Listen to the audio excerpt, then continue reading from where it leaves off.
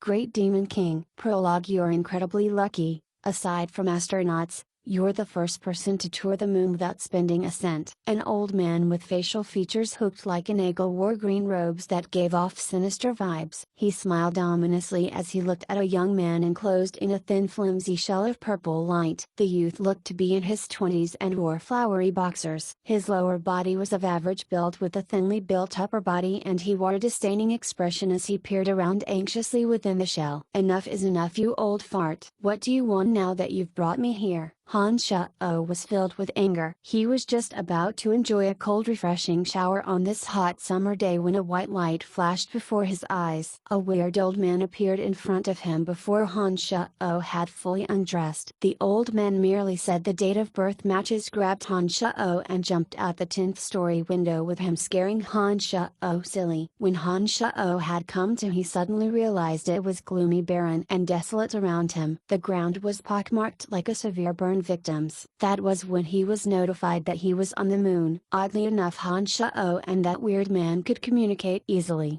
possible due to that weird purple shell. What was stranger was that Han Shuo had no fear of suffocation, as there was enough oxygen within the shell. I will battle with 3 people in a moment in search of smashing the rules of heaven and earth. This will allow me to ascend to the apex of evil, the Omen realm. Alone these 3 fellows present no challenge to me. But I'm not sure what will happen if they join their forces. To cover all my bases, I grabbed someone with the same birth date as me, you. If I am so unlucky as to fall in battle, then I can call upon the most mysterious magic of them all and plant my consciousness within your body. I can then come back to life and use your body to revive myself. Chu Kanglan said evenly as he stared at Han Shuo, his tone belied by a hint of danger in his bloodshot eyes. When you were talking about planting your consciousness in my body, then what will happen to me? Han Shuo was extremely confused and hadn't caught most of what Chu Kanglan said, but he still instinctively seized on the critical fact and asked the important question. Chu Kanglan paused and cackled matter-of-factly, your body will be mine and you will be dead, of course. @ $. Han Shuo was incredibly pissed off and started cussing vigorously, despite the fact that he was at the mercy of someone else. His string of curse words touched upon 18 generations of Chu Kanglan's ancestors and greeted his family in different ways. Use this last opportunity and get it out of your system, Brett. I would have spared your life had I won, but now I've decided that even if I win, I'm still going to send you down to hell. Chu Kanglan had originally kept his composure in the face of Han Shuo's non-stop cussing, but his face darkened upon seeing that Han Shuo hadn't let up after half an hour and was, in fact, becoming even nastier. This abruptly stopped Han Shuo in his tracks. He started banging against the side of the thin purple shell with both fists after a moment and started wailing, hero, savior, I was wrong to spare my life. What you're doing is illegal. The authorities will come after you. Technology is quite advanced now, and even escaping to the moon won't do you any good. Demon practitioners are straightforward and are never concerned with the law. I, Chu Kanglan, have roamed the earth for many years and have killed more people than you have ever met. I am still standing here perfectly fine. Chu Kanglan said lowly. Something in his face suddenly changed as he looked ahead of him to the left, and he murmured finally. Han Shuo and his purple shell rose up and flew far away when Chu Kanglan pointed his right finger. After bouncing a few times,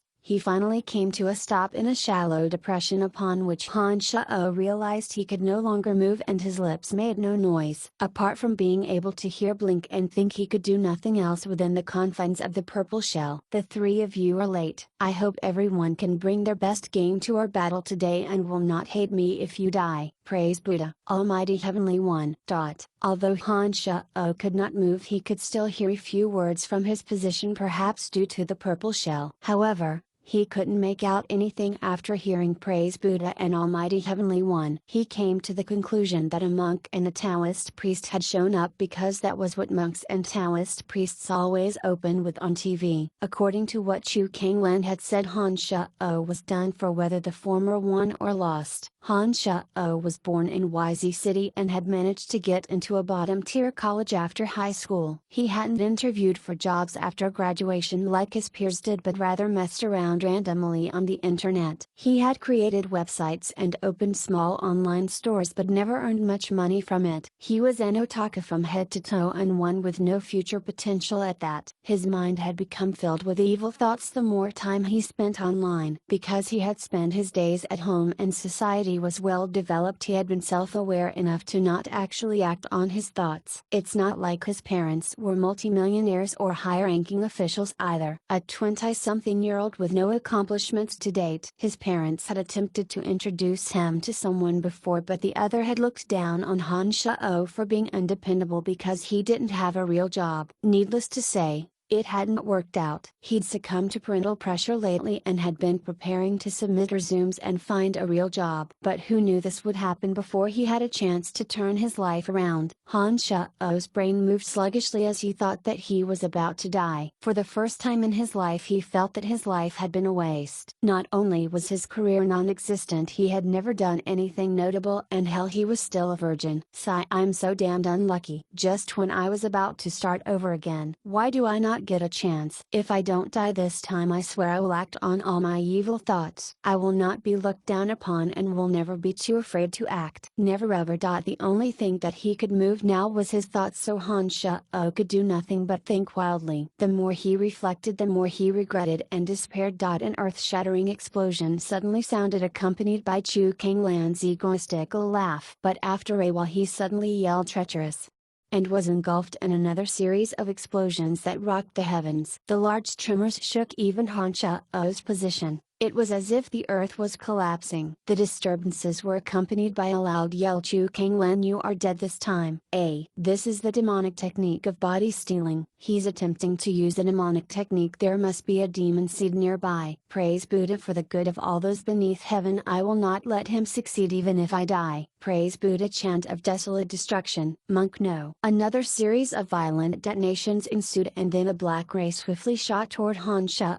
It was as fast as a shooting star and contained a vague something that was writhing inside like an unholy liquid. In praise, Master Yuan Kong sacrificed himself to terminate the demonic technique. We can rest easy. Chu Kanglan will never again be able to threaten the world of justice. The black light surged into the purple shell after Han Shao heard the last sentence, and something foreign seemed to invade his brain. A loud blast caused extreme pain as it felt like all his organs had simultaneously exploded, and then he knew no more. Chapter 1. From the depths of the grave, Han Shao slowly opened his sore eyes after some time. His whole body ached, particularly his head. It felt as if he had a severe migraine and had had random things crammed into his brain. Looking around, there were piles of eerily white bones messily scattered around the gloom. There was also strange black matter further inside the room that wafted a nauseous smell. So, I'm really dead. This must be purgatory. Han Shao's heart turned to cold ashes when he realized he died at such a young age. Damn, he was unlucky. His past life had been a waste. Better hurry and reincarnate to ensure his next life would turn out differently. Han Shao's head started aching fiercely at the moment. After he clutched his head and wailed in pain for a while, he felt that he had learned many new things. Brian, who is Brian? Half an hour later, Han Shao was dumbfounded. He thought that reincarnation into another's body was the stuff of movies and dramas. How could it have happened to himself? And to take it one step further, he had reincarnated into a foreigner's body. Had that told far Chu Kanglan made a mistake with his magic? Han Shao's eyes had slowly adjusted to the darkness by now. He loosened his limbs and brought his right arm in front of his eyes. The black mole near his wrist was gone, and in its place were long ominous scars crawling like worms up his arms. He shuddered, a cold feeling gripping his insides. This body really wasn't his. A gobsmacked Han Shao realized he had really taken over someone else's body. Although Brian was already dead, Han Shao knew Brian's past for some reason. Han Shao even knew that he had not reincarnated to the US or England or any of the Western countries. He was in a strange world named the Profound Continent, in an unfamiliar country called the Lancelot Empire. This was a strange land with swords and sorcery, one in which alien races ran rampant. Brian's parents had passed away when he was young, and he was only 10 years old when his uncles had sold him to a slave dealer. The slave dealers had sold Brian in turn to the Babylon Academy of Magic and Force, and his life had been dark ever since. Brian had died when he was 16. He had been assigned to the weakest department within the Babylon Academy, necromancy. In those 6 years, Brian's job was to assist the students of the necromancy major cleaning up the skeletons, corpses and other trash after a failed magical experiment. Aside from that, he was also in charge of random administrative tasks such as making tea, serving water, sweeping the floor, and killing bugs. Also, students majoring in necromancy often would use him as target practice to test the battle abilities of their latest experimental skeletons or wraiths, or try out necromancy magics directly on him. The weak and cowardly Brian had suffered through a living hell in the past 6 years. His body was covered with countless scars and bruises. Necromancy students would practice on Brian whenever they lost a magic battle against the other majors, even if he was eating indigestible food or completing one of his endless tasks. A 16-year-old youth, 6 years of torment. How cruel was this for a child? Brian constantly thought of committing suicide. However, in his cowardice he could not even find the courage to kill himself. And so, he silently endured 6 years of torture. Finally, on the previous day, a little witch called Lisa summoned a wraith and invaded his soul, killing him. Brian felt no pain upon death, just the sad joy of release. After moving corpses and broken skeleton bones for 6 years, another slave threw Brian onto the same trash heap, the grave that he had constantly dumped trash into. Han Shao had felt his life was dark enough already, but when compared to Brian, Han Shao teared up a little. For the first time he felt that he had lived a decent life. Now that he understood what Brian had gone through, Han Shao's voice choked up as he sighed. How could such an insane, cowardly youth like you exist in this world? Brian, what can I do for you now that I've occupied your body? Han Shao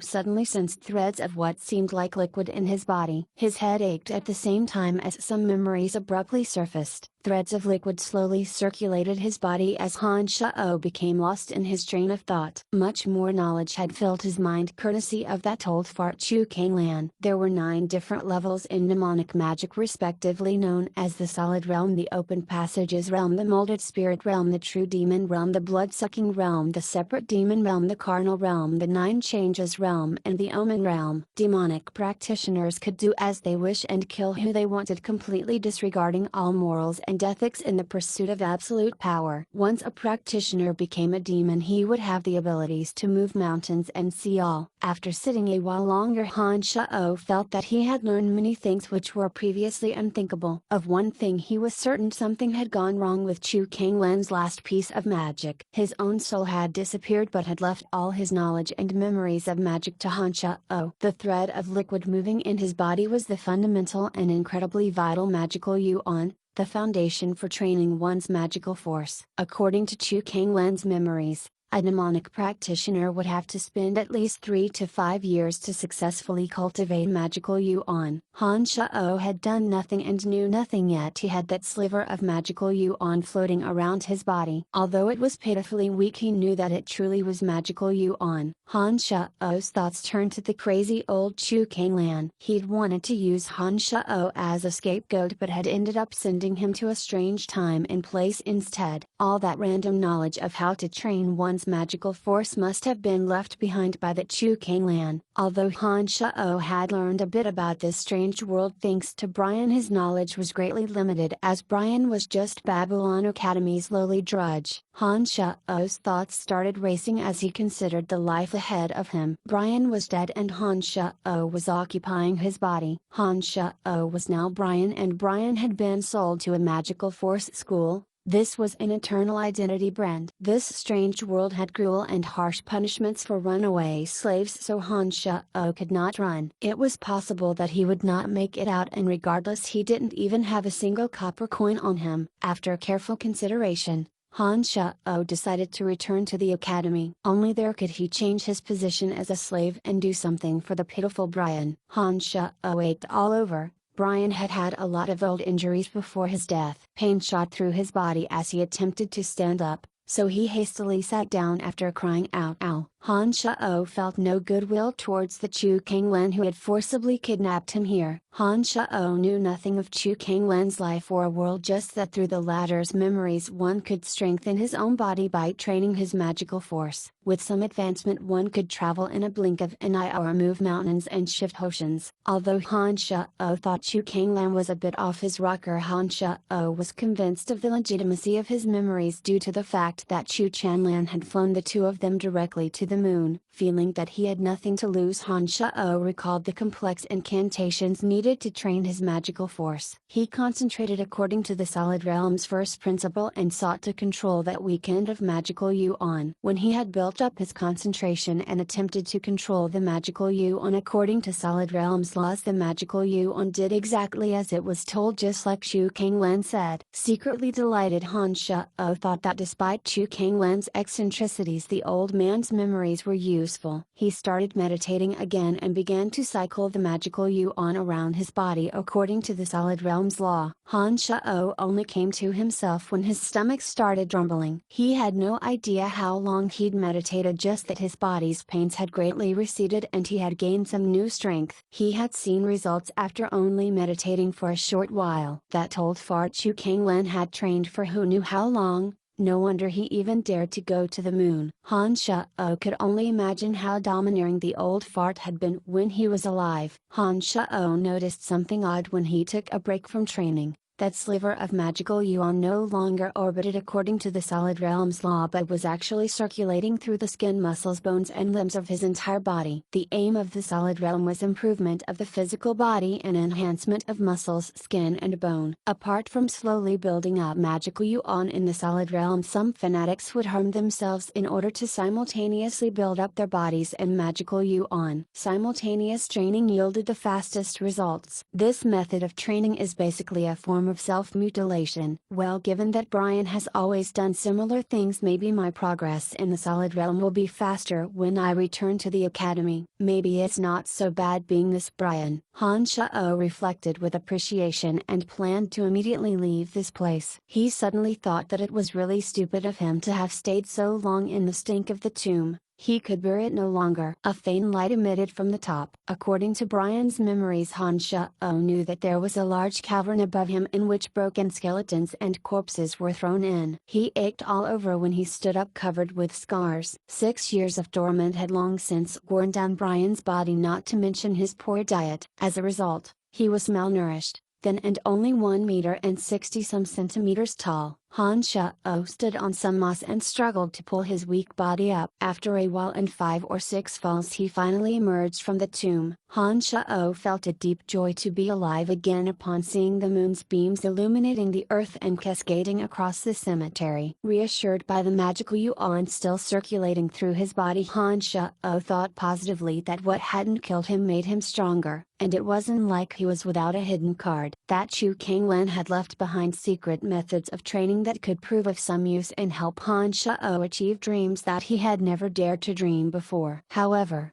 Han Shao had no idea that the magical yuan Chu Kanglen had left him would not only help him train but was also a seed. This seed would change his thoughts as it changed his body. His mind was filled with evil thoughts before, but he hadn't dared act upon them. The seed could prove to be his undoing, as it would prod Han Shao into losing control of his own self. Chapter 2. The uncultured are scary. The Babylon Academy of Magic and Force owned the most land in Lancelot Empire and held the highest reputation within the empire. It was also one of the most important training institutions for the empire's mages and knights. The academy was further divided into several departments which consisted of light, dark, fire, water, wind, earth, thunder, summoning and space. Each department had its own independent classroom, building, library, laboratory, training field and living district as if they were small cities. Brian was an errand slave for the necromancy major, which was a subcategory of the Department of Dark Magic. Because necromancy majors had to work with skeleton zombies and the like, as well as the fact that this major had fallen off the radar for many years, it was not only the most unpopular major but also the weakest. Even other Department of Dark dark magic students scoffed at the necromancy majors and didn't deign to form teams with necromancy students. Brian had belonged to the weakest and most despised major in his 6 years of running errands for the academy, adding on to that his special tasks of transporting corpses and skeletons. He had been subjected to no end of eye rolls and cold shoulders. Every day was a living hell for him. Han Shao followed Brian's memories and arrived at a small path in the mountains located at the back of the academy. He entered through a small gate reserved especially for errand slaves returning in the dead of night. Other students had long since gone to sleep because it was midnight. Since Han Shao was taking a secluded path, he didn't meet anyone on his way back. He observed his surroundings along the way and noted that the architectural style of Babylon Academy was similar to some of the Western European countries back on Earth. He finally made his way back to the necromancy major's designated area with some effort. Brian lived in a warehouse, a place befitting his position. The warehouse was filled with random items, with the majority being discarded crap or ingredients left over from experiments. Most of these items awaited Brian's organization and disposal. Necromancy students would often toss their unwanteds in through the warehouse window for Brian to take care of. The warehouse was not very big, to begin with. Excluding all the random crap, the only other thing present was a small wooden bed. Even this bed was sometimes covered by a mountain of trash, as the students never paid attention to where they chucked their unwanted items. The first thing Brian did whenever he finished his work late at the night was to clean up the trash that was on his bed. He would have to dispose of them before anyone woke up the next morning, and then turned his attention to the others. When Han Shao took in his quarters, which resembled more of a garbage dump than anything, his eyes misted up and he felt deep pangs of sympathy for the unfortunate youth. How could he have survived those 6 years? The air in the warehouse was foul beyond belief. Even opening the windows had very little effect, as the smell was exuded by the mountain of trash. There were more items piled up on the small bed. It seemed that some had continued the habit of dumping trash here even after Brian's death. As Han Shao shuffled his feet, he felt that even taking a few steps was an arduous task. The ground was covered with abandoned litter. He finally reached the bed and was about to clean it off just like Brian always did. But Han Shao was not Brian. When he was halfway through, Han Shao felt a burst of rage. At first this anger was only half-hearted, but the magical yuan within his body reacted to the anger and started moving rapidly, feeding his rage. Finally, Han Shao abruptly stopped his movements and fiercely denounced, "I'm not Brian. I will not stand for this. Brian O'Brien, since I've occupied your body, let me help you punish that Lisa." Han Shao was unaware that according to his original personality he would never have impulsively acted on his thoughts even if he'd wanted to. The him of yesteryear only had the will to think evil thoughts but lacked the courage to act. He strode out from the warehouse and turned towards the female living quarters. In the silence of the night he stealthily made his way towards the living district. Brian had often cleaned here and was thus quite familiar with the area. Of course, he also knew where Lisa lived. The necromancy major had much fewer students than the other majors, and thus every female student had her room. Each room was spacious inside and had all the necessities they needed. This was heaven compared to Brian's house of trash. Lisa lived on the second floor and Han Shao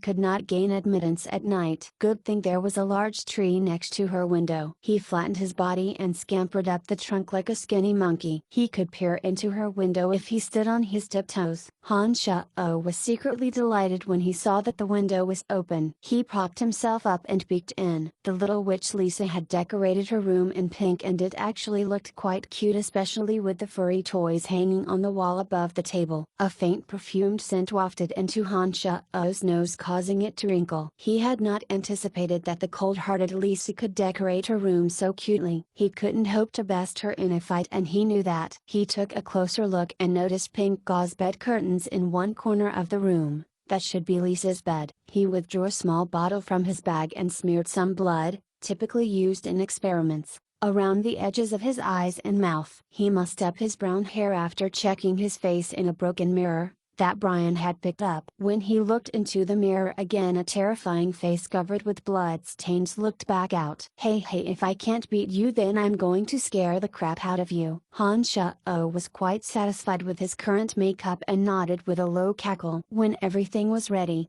He stepped on a branch and swung himself close to Lisa's window, swaying back and forth with the branch. He reached out his bone-thin hand and knocked on Lisa's window. Dawn. Dawn. Lisa was fast asleep when she was woken up by the dawn sounds coming from the window. She groggily opened the pink gauze curtains and walked out barefoot. Little feet as white as jade padded over a carpet that was also pink. Under the peaceful rays of the moon, the 5 pink toes on each foot were actually quite adorable. Lisa was a bit younger than Brian and was the young lady of a noble household. Disregarding what she had done to Brian, Lisa was quite a beauty with a head full of long soft blonde hair, a height of 162 centimeters that made her just a tad taller than Brian, delicately arched eyebrows, an elegantly long nose and endearing red lips. Dressed in pink pajamas, Lisa didn't seem fully awake. After she walked out from the pink bed, she instinctively looked over at the source of the sound. A familiar face covered in blood, petrifying traces of blood dripping from the eyes and nose, and a thin body swaying back and forth at the window stared emptily back at her with no sign of life. What? A horror-struck scream filled the hallways of the female living district. Han Shao inwardly grinned evilly and thought, "I'm going to scare you unconscious this time, if not scare you to death." His expression grew more and more chilling as his thoughts grew. After a while of staring emptily ahead, he rolled his eyes backwards and swayed even more strongly. He could no longer see Lisa because he'd rolled his eyes back. There was a sudden lack of sound from Lisa after that initial horror-struck scream, and continued through Han Shao's gradual facial progression. She probably fainted, Han Shao thought, as sounds of the other necromancy major girls guessing floated within hearing. Better to leave while he could, otherwise he'd be in for a world of hurt if he was caught. An incredible pain spread from the bridge of his nose just as he was about to reverse his eye roll. Another intense pain appeared from the top of his head, which caused him to fall off the tree. The fall awoke all his aches and pains and made him see stars. Attacks fell on him like rain shortly thereafter, with a voice yelling as the hits landed, "Brian, looks like you finally grew a backbone. You escaped death last time,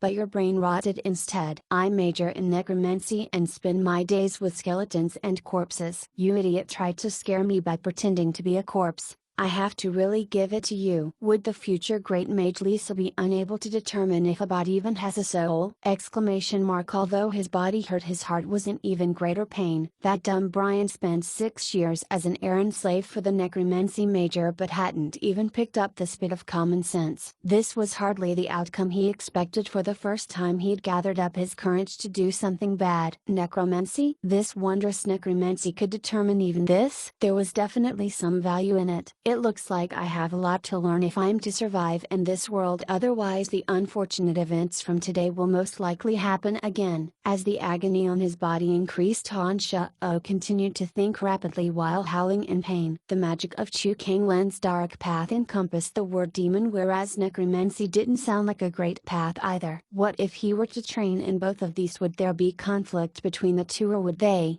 become stronger together? Chapter 3. From idiot to crazy. Han Shao's thoughts spun madly as the little witch Lisa beat him hysterically, adding to the aches and pains he already felt all over his body. Poor Han Shao was already quite weak, to begin with. That initial blow to his nose had caused tears to leak out, and the resulting fall from the tree made him dizzy with pain. He could only curl into a tight ball on the ground and present a vulnerable target for Lisa's attentions. His butt. Han Shao realized something marvelous after a while. That little bit of magical yuan began to circulate past his butt and relieved some of the pain. When Lisa pulverized his butt, it didn't hurt as much thanks to the magical yuan. In fact, any place that cried out in pain was greatly relieved after the magical yuan passed through it, and it actually felt a bit comfortable. Han Shao was taken aback and inwardly thought, the solid realm in demonic magic is seriously masochistic. The magic yuan traveled to his right butt cheek as Lisa's foot came smashing down and landed right where the magical yuan happened to be. Ah, wah! A high-pitched yell and a low grunt sounded from Han Shao and Lisa respectively. Lisa suddenly felt that Han Shao's right butt cheek was harder than iron. Her foot cramped up immediately and she hopped around yelling. On the other hand,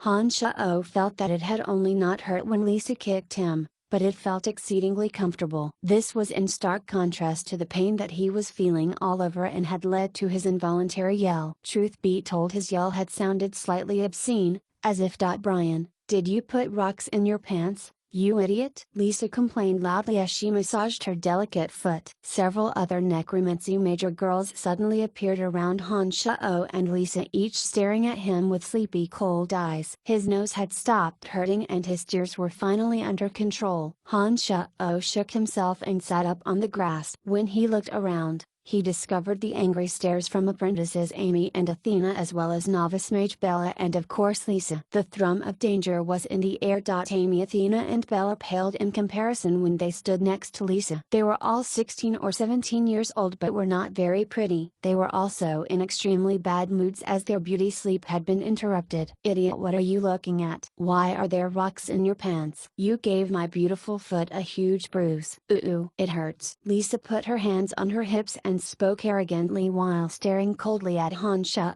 The effect was somewhat spoiled as she had to hop around on her left foot. Idiot, hey! Han Shao cackled inside and put on an innocent expression. He gave a dumb-sounding hey hey after he pulled himself up with some difficulty and said, "No, I don't have any rocks in my pants." He turned around so his butt was facing the four necromancy major girls and started undoing his pants as he spoke. Four panicked screams split the air before he'd pulled his pants down, and the frantic sound of running feet followed shortly thereafter. "Brian, you idiot, pull your pants up immediately or I'm going to kill you!" Lisa yelled hurriedly, but one could hear a note of panic in her voice. "Oh," Han Shao answered dumbly but continued to chuckle sinisterly on the inside. "A bunch of naive little daisies, see how I'm going to take care of you." After he put his pants back on, Lisa took a close look at Han Shao.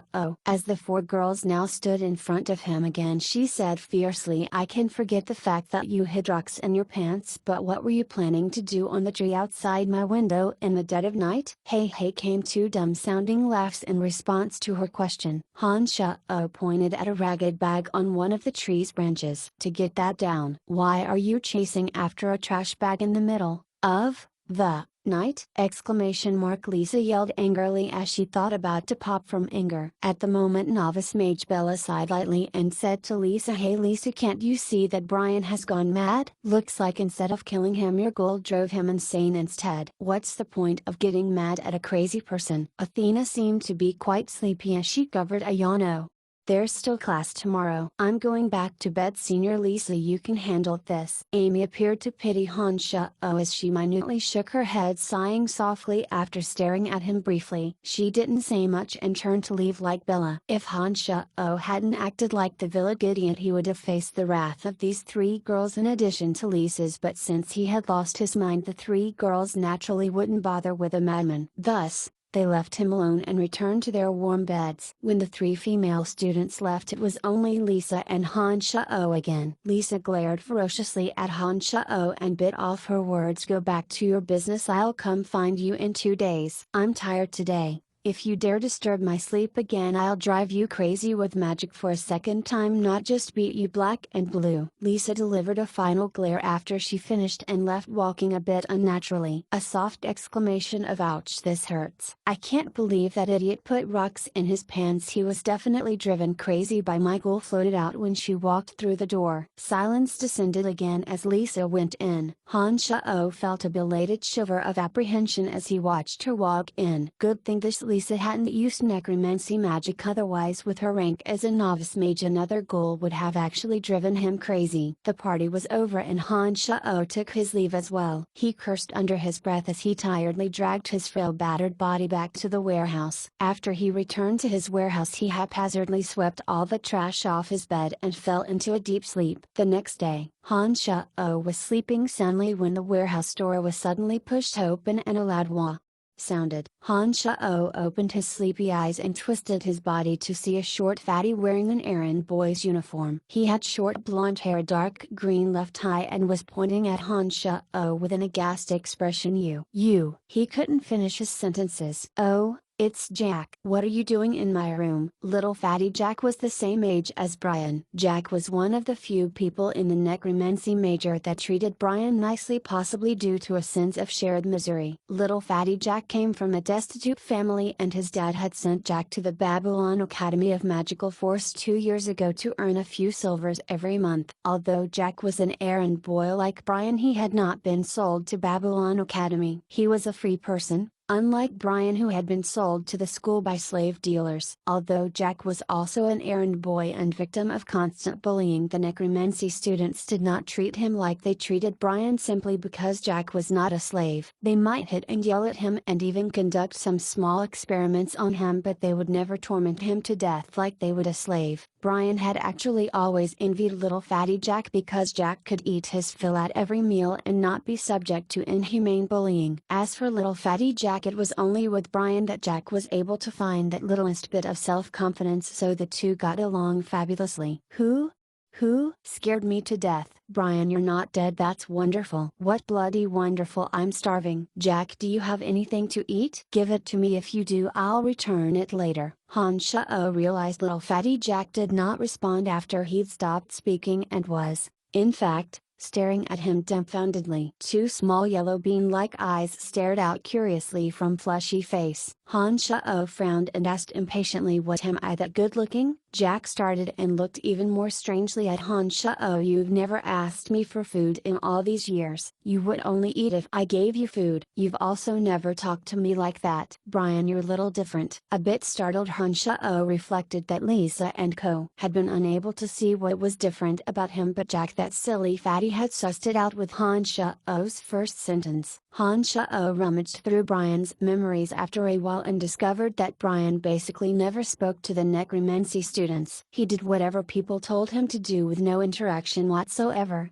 But Brian and Jack would occasionally talk to each other. Granted, most of the time it was Jack talking and Brian listening. The two had spent a long time together. No wonder Jack had quickly discovered the differences. Han Shao glossed over the moment with a smile and said, "I was hit by Lisa's ghoul and almost died. After that incident, I felt that the way I was living before was wrong and wanted to make a change." Jack breathed a sigh of relief at Han Shao's explanation and nodded. "I see. I thought the ghoul hit you and turned you into an idiot." Han Shao, "Here, this is some black bread that I've stashed away. Go ahead and eat it. It's such a good thing that you didn't die. When everyone thought you were dead, they gave me your tasks because we haven't found a new errand boy yet. Because of that, I've had to come here super early this morning. I was in a rush and accidentally bumped into Bach. He beat me up. I even have a bruise on my left eye." Little fatty Jack relayed happily as he passed a piece of gray bread to Han Shao.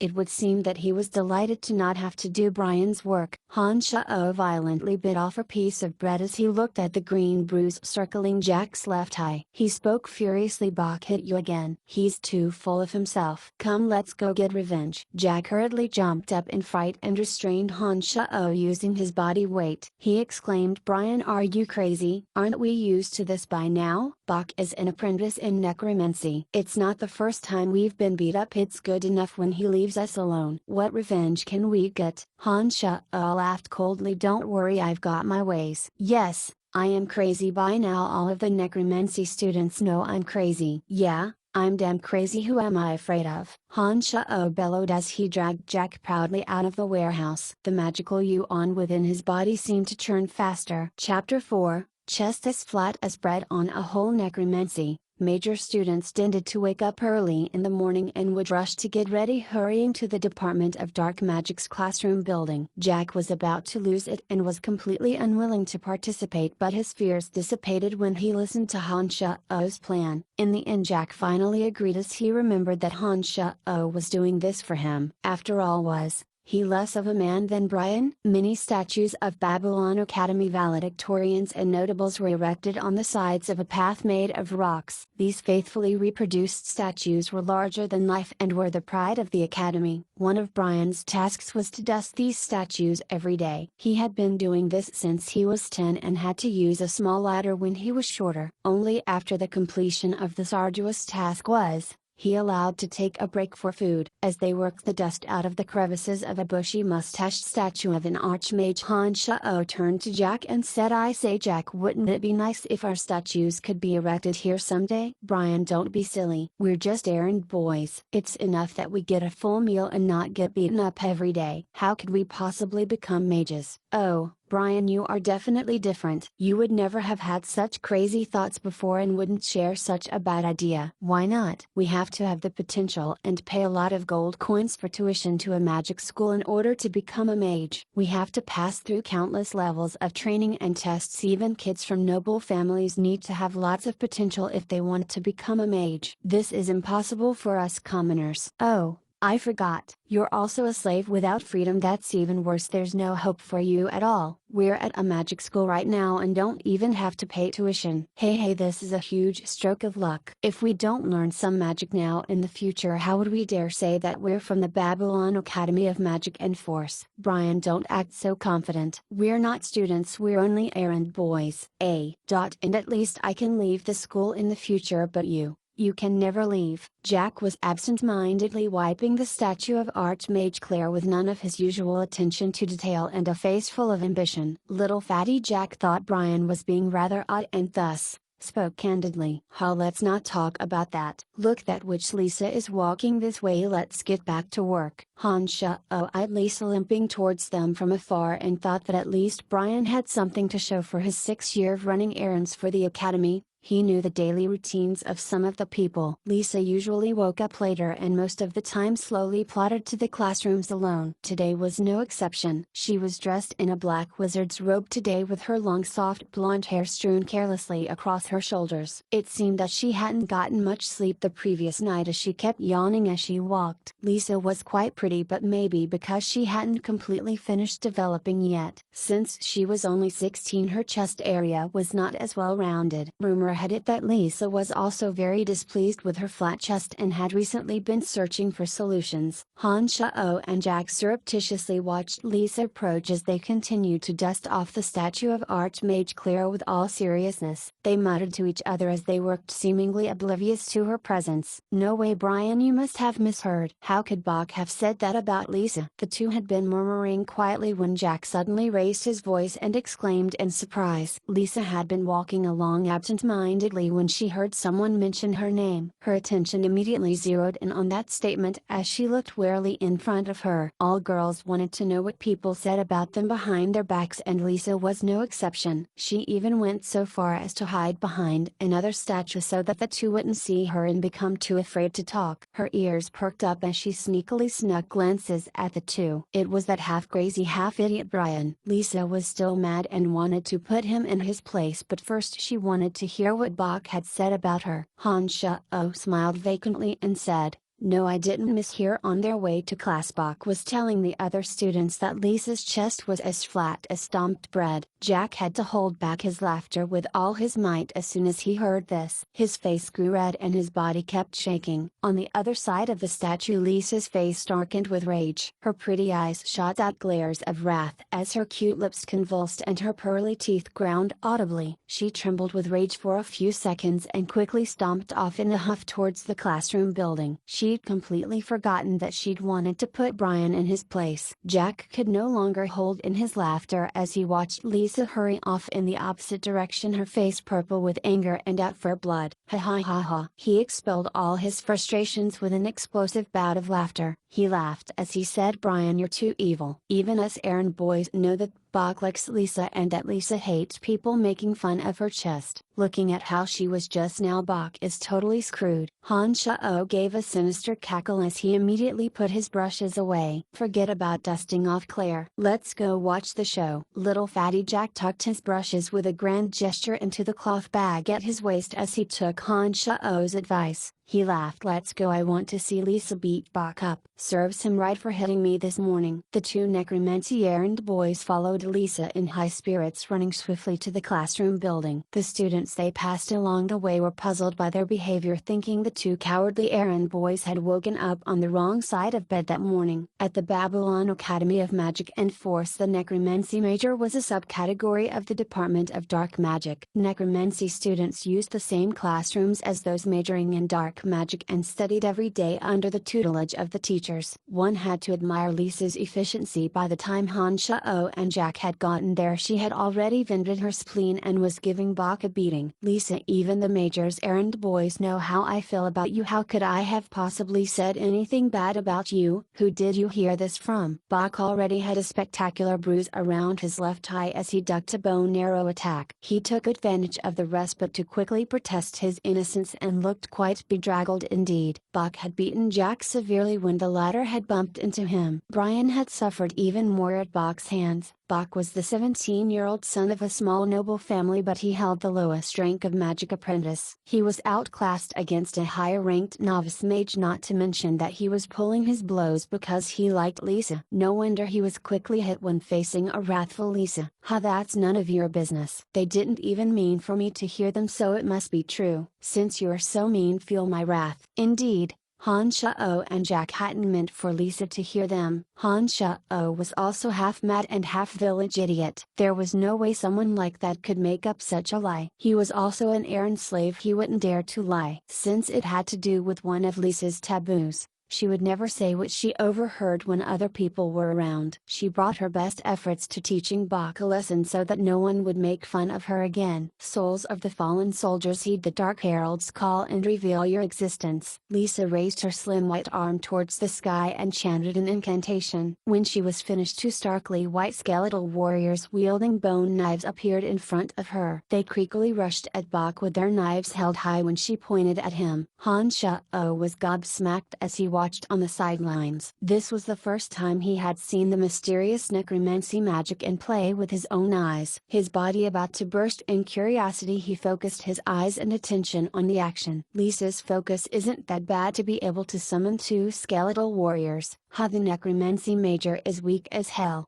to begin with, and its students are not united. No wonder necromancy is one of the weakest majors in the academy. What a stain on the Department of Dark Magic. Students from the Department of Dark Magic started chattering after Lisa had summoned the two skeletal warriors. From their conversations, Han Shao learned that the same magic could be divided into 5 different levels based on the level of concentration. If a necromancer archmage with great focus used the chant to summon skeletons, he would be able to summon even more skeletal warriors. Bach was extremely depressed and inwardly cursed the rumor starter a couple hundred times. If Bach had practiced dark magic incantations and had enough focus, then Han Shao and Jack wouldn't be able to enjoy the show they were currently watching. The skeletal warriors chased him frantically all over the place. Bach finally had to use the same magic to summon a small skeleton. One man and one skeleton started fighting against the two other skeletons. Other students from the Department of Dark Magic laughed loudly when they saw Bach in such a mess. Bach was affected by the jeers and lost his focus, resulting in one of Lisa's skeletal warriors stomping him in the gut. His face grew purple with pain and he slowly sank to the ground. Lisa hurriedly stopped her skeletons when she saw that Bach had been hit and the skeleton was raising its knife to finish the job. She sent the skeletons back to another dimension. After all, it wasn't a fight to the death and the academy prohibited such fights anyways. Lisa did not dare to really hurt Bach, and the bulk of her anger had been appeased by Bach's injury. Bach stood up and sent his skeleton back to another dimension. He swept his gaze around and saw that in front of him Han Shao and Jack were also laughing loudly at him. Bach was already feeling quite infuriated and so stomped over, angrily cursing, "You two low-level errand servants dare to laugh at me?" Bach didn't dare to vent his anger on Lisa, and even less so on his seniors from the Department of Dark Magic around him. He could only vent some of his wrath on the two errand boys, and the sight of them laughing at him only set him off even further. Lisa had just about satisfied her anger when she saw Bach ignore her and focus on something else. This roused her rage all over again as she chanted coldly, "O eternal darkness, grant me the power of death, inflict the pain of the soul on his body." Agony of the soul. A dark cloud of gas formed as Lisa finished and flew towards Bach. The gas kept shifting as it floated through the air and finally materialized as a pulsing black flame. Bach's expression shifted as he turned to see the magical flame from the agony of the soul shooting towards him after he heard Lisa chant the incantation. He then suddenly turned and ran towards Han Shao and Jack as if he'd thought of something. Just as the agony of the soul was about to hit him,